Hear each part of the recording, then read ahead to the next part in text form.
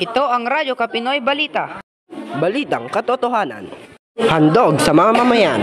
DZMOB sa East 30. Ready Kapinoy Balita.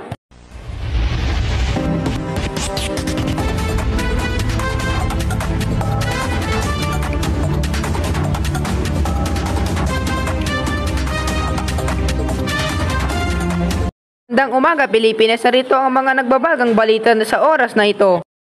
Vice Presidente Robredo bumuelta sa pagsipak sa kanya ng Pangulo. Rafi Tulfo sumagot na sa pahayag ng DepEd.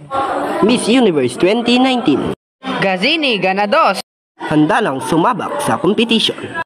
NUPIP Squad Wagisa UAAP Season 82 Chair Dance Competition. Mga isyo sa SEA Games. Binigyang linaw ng Pisgok. Alan Peter Cayetano.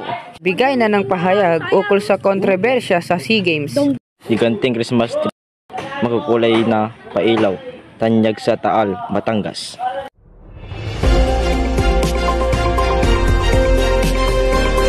Balita sa umagang ito. Ako si Jerome Castillo. At ako naman si Andrea Suarez.